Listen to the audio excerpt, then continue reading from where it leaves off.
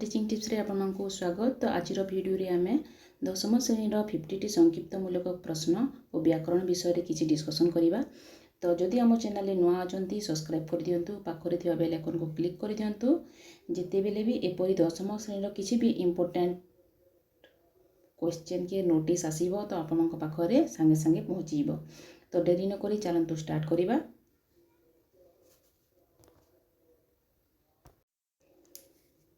तो प्रथम क्वेश्चन देखंतु, केउ ओडिया कवि सहकवि नाम परिचित?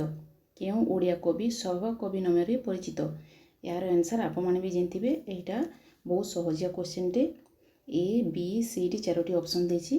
तो यार आंसर हेबो, यार आंसर हेबो सी।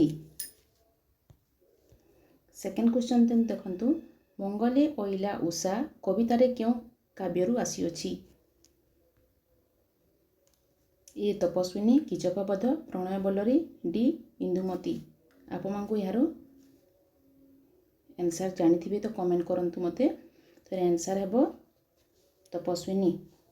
केउ कवितारु पुस्तकरु सर्वंसहा माटी कविताटी आनित? केउ कवितारु? माटी पानी पवन। आंसर हेबो डी। नेक्स्ट क्वेश्चन को देखंतु,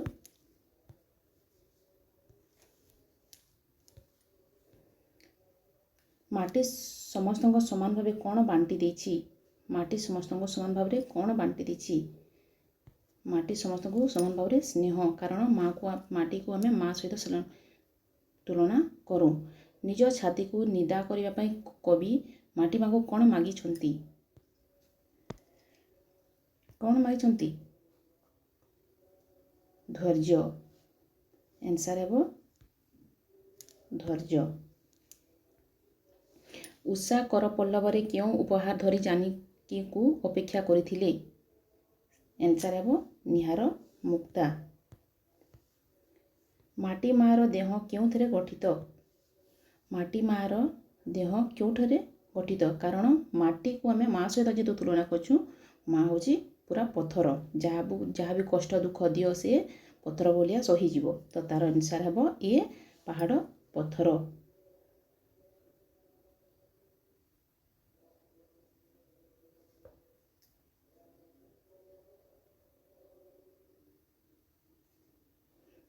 नेक्स्ट क्वेश्चन को जीवा, काहाकू नवजीवन देवाकू उषा स्वर्गरु मर्त्यक अवतरण करिसंती? काहाकू? आंसर हेबो डी जानकी। कौन करी ए देश को बुली आसीचंती बोली विद्युत प्रभा देवी कहिसंती? कौन कही? आंसर हेबो डी। माटी परी आमर अली अर्दली सहुची। माटी कहा परी आमर अली अर्दली सहुची? कहा परी? माँ परी। इहधाम त्याग करने पूर्व श्रीराम को तांकर तरुण शिष्य मानक कहा हाथ में समर्पी देथिले? कहा हाथ में समर्पी देथिले? यार आंसर किए जानछंती मते कमेंट जरिए कमेंट करंतु। यार आंसर हेबो सी नरेन। यार आंसर हेबो सी नरेन। बाबूराम को माँ को निमंत्रण रक्षा कर नरेंद्र नाथ गुरु भाई सहित केउठाकू गले? केउठाकू गले? आंसर हेबो आंटपुर। गाजीपुर रे कहा सहित विवेकानंदर साक्षात होइथिला? कहा सहित? यार आंसर आपनको जଣା तो मते कमेंट रे कमेंट करंतु। तो आंसर हेबो पाओहारी बाबा। आंसर हेबो पाओहारी बाबा। नेक्स्ट क्वेश्चन को जीवा, चिल सागुणा खूब उच्च उड़ंती किंतु सेमाने दृष्टि थाए तले गोरु मड़ उपरे। एकथा किए कहूतिले? एकथा किए कहूतिले? एक कथा कहते रामकृष्ण। भारतर दक्षिण सीमांतर पुण्यभूमि किए? भारतर दक्षिण पुण्यभूमि किए? कन्याकुमारी। ख्रीस्टियान मिशन नारी माने केबे ओडिशार मिशन स्कूल मान प्रतिष्ठा करी शिक्षादान पाई व्यवस्था करिथिले? केबे क्यों ख्रीष्टाब्द रे? यार आंसर हेबो 1822 रे। କେବେ ଓଡ଼ିଶାର 9 ଅଙ୍କ ଦୁର୍ଭିକ୍ଷ ପଡ଼ିଥିଲା? କେବେ ପଡ଼ିଥିଲା? ଏହାର ଆନ୍ସର୍ ହେବ 1866ରେ। ଆଧୁନିକ ଓଡ଼ିଶା ସାହିତ୍ୟ କେଉଁ ମସିହା ଠାରୁ କ୍ରମ ବିକାଶ କରି ଆସିଅଛି? କେବେ? ଏହାର ଆନ୍ସର୍ ହେବ 1870। ଏହାର ଆନ୍ସର୍ ହେବ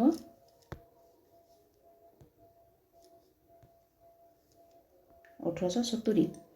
ଓଡ଼ିଆ ସାହିତ୍ୟ ପ୍ରଥମ ପ୍ରବନ୍ଧକ ନାମ କ'ଣ? ବିବେକୀ। ଦେଖ 20ଟି କ୍ୱେଶ୍ଚନ୍ ହେଇଯିବ ଆମ ପାଖାପାଖି। ତ 20 ନମ୍ବର କ୍ୱେଶ୍ଚନ୍ ଦେଖନ୍ତୁ, କାହା ନାମରେ ଓଡ଼ିଆ ସାହିତ୍ୟର ଅତ୍ୟାଧୁନିକ ପର୍ବତ ସାହିତ୍ୟର କେନ୍ଦ୍ର ମଣିଷକୁ ନିବାସନ କରାଗଲା? ଆନ୍ସର୍ କ'ଣ ହେବ? ଆନ୍ସର୍ ହେବ ଆଧୁନିକତା। ବେଲ ଅଶ୍ୱତ୍ଥ ବଟବୃକ୍ଷ ଗାଳ୍ପିକ କିଏ? ବହୁତ ବଢ଼ିଆ କ୍ୱେଶ୍ଚନ୍ଟି। ଏହାର ଆନ୍ସର୍ ହେବ, ଆପଣଙ୍କୁ ବି ଜଣାଥିବ, ତ ଏହାର ଆନ୍ସର୍ ହେବ ସି। ଆପଣ କ'ଣ ଭାବିଥିଲେ ମୋତେ କମେଣ୍ଟରେ କମେଣ୍ଟ କରନ୍ତୁ।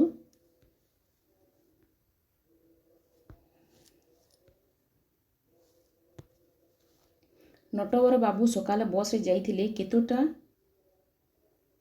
ବେଳକୁ ଗାଁରେ ପହଞ୍ଚି ପାରିଥାନ୍ତେ? କେତୋଟା? ଆନ୍ସର୍ ହେବ 9ଟା ବେଳେ। 22 ନମ୍ବର କ୍ୱେଶ୍ଚନ୍ ମୁଁ ପାଶରେ ଦେଲି, ଦେଖନ୍ତୁ, ବେଲ ଅଶ୍ୱତ୍ଥ ଓ ବଟବୃକ୍ଷ ଗଳ୍ପଟିର କେଉଁ ପତ୍ରିକା ପ୍ରକାଶ ପାଇଥିଲା? କେଉଁଟା? ସି। 24 ନମ୍ବର କ୍ୱେଶ୍ଚନ୍ ଦେଖନ୍ତୁ, ହରିଗୁଡ଼ିଆ କେଉଁ ଗଛ ତଳରେ ପାନ ଜଳଖିଆ ଦୋକାନ କରିଥିଲେ?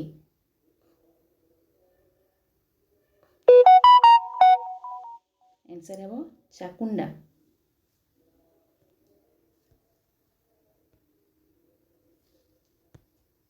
ବାପ ପୁଅ ମୁଁ ଦେଉଳର ମୁଣ୍ଡି ମାରିବି ଏକଥା କିଏ କହିଛନ୍ତି? ବହୁତ ବଢ଼ିଆ କ୍ୱେଶ୍ଚନ୍ଟେ। ଏ କ୍ୱେଶ୍ଚନ୍ର ଆନ୍ସର୍ ସମସ୍ତଙ୍କୁ ଜଣା। କିଏ କହିଥିଲେ? ଆନ୍ସର୍ କହିଥିଲେ ଧରମା କହିଥିଲେ। ମୁଁ ଫେର 25 ନମ୍ବର କ୍ୱେଶ୍ଚନ୍ ଦେଖନ୍ତୁ, ନଟବର ବାବୁଙ୍କ ବଡ଼ ପୁଅ ବିଏ ପଢ଼ୁ ପଢ଼ୁ କ'ଣ ହୋଇଗଲା? କ'ଣ ହୋଇଗଲା? ବି। ହିପି ହୋଇଗଲା। ଏହାର ଆନ୍ସର୍ ହେବ ବି। 27 ନମ୍ବର କ୍ୱେଶ୍ଚନ୍ ଦେଖନ୍ତୁ, କେଉଁ ଟିକି ଛୁଆ ବୀରପଣିଆ ଦେଖାଇଥିଲା? ଆନ୍ସର୍ ହେବ ଅଭିମନ୍ୟୁ। କାରଣ ମହାଭାରତରେ ଅଭିମନ୍ୟୁ ହିଁ ଟିକି ଛୁଆ ବେଳେ ତାଙ୍କର ବୀରପଣିଆ ଦେଖାଇଥିଲେ। ନେକ୍ସଟ କ୍ୱେଶ୍ଚନ୍ ଦେଖନ୍ତୁ,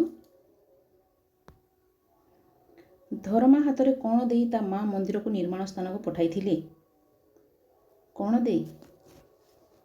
ଆନ୍ସର୍ ହେବ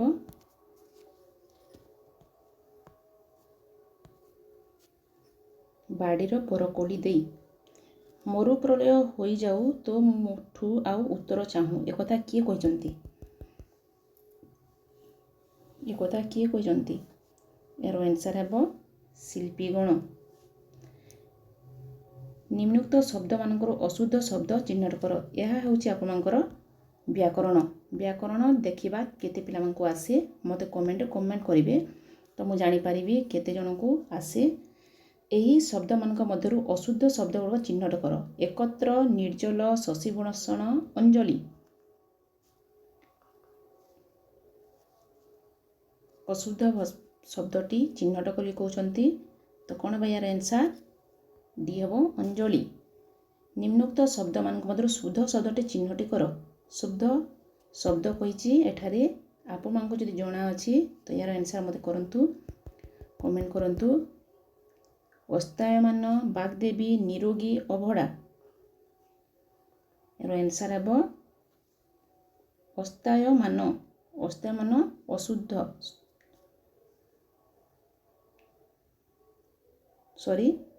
ଅସ୍ତାୟମାନ ଏହାର ଶୁଦ୍ଧ ଶବ୍ଦଟି ଅଟେ। ନିମ୍ନୋକ୍ତ ଶବ୍ଦମାନଙ୍କ ମଧ୍ୟରୁ କେଉଁଟି ବନାନଗତ ଅଶୁଦ୍ଧି? ବନାନଗତ ଅଶୁଦ୍ଧି ଯେଉଁଟା, ତାକୁ ଆମେ ଚିହ୍ନଟ କରିବା। ଗୃହୀତ, ସନ୍ନ୍ୟାସ, ନିରପରାଧୀ, ଅଭଡ଼ା। यार आंसर हे अभडा। शुद्ध शब्दटी को चिन्हट कर। आनुषंगिक क्यों आनुषंगिक हे देखु आपण कौन भावी ए हो कि बी हो कि सी हो कि डी हो मु भावुची बी हो आनुषंगिक।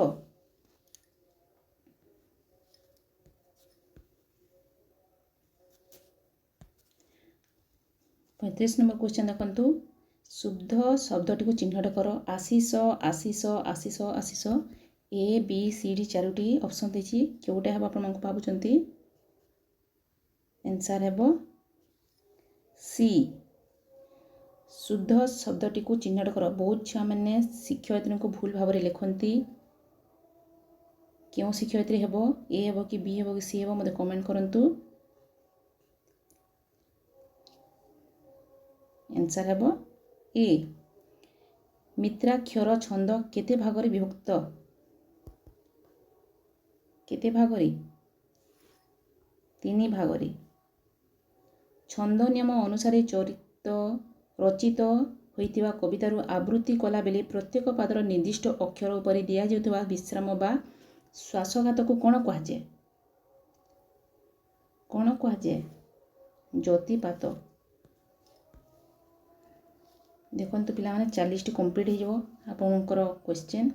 अमृत विनय वचन कही तोष्य प्राणी मन ए पदटी क्यों छंदरे रचित। भागवत वाणी नटवाणी रामकेरी बंगलाश्री।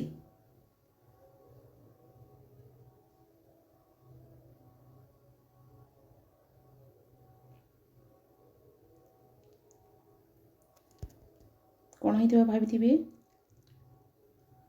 बंगलाश्री।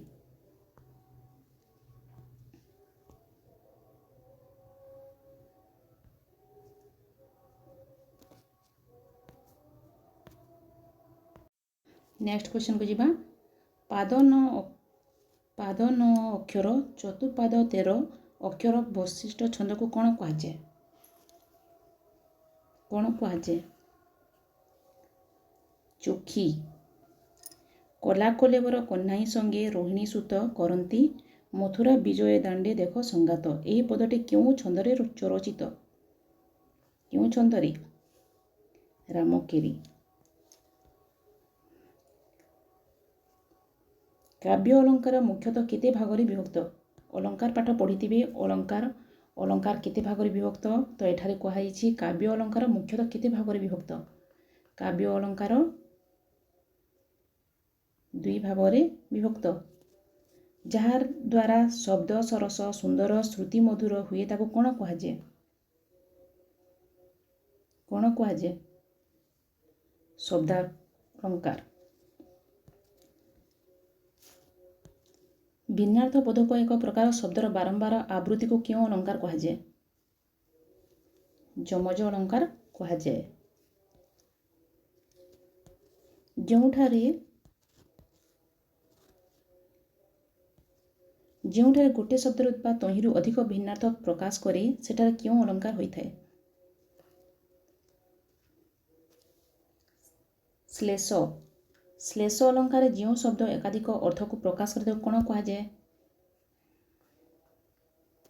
श्लिष्ट पद। जहाँ सहित तुलना करा जाए ताको कौन कहुए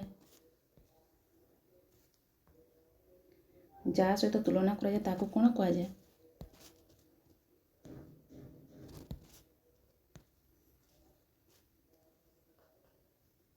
उपमान। जहाँ को तुलना दिया जाए ताको कौन कहती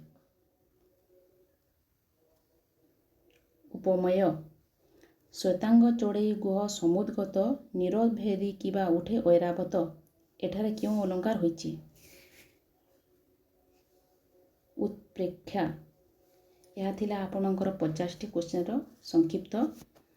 तो वीडियो को केमती लागला निजर फ्रेंड सहित शेयर करूँ आम चैनल जोड़ी हूँ।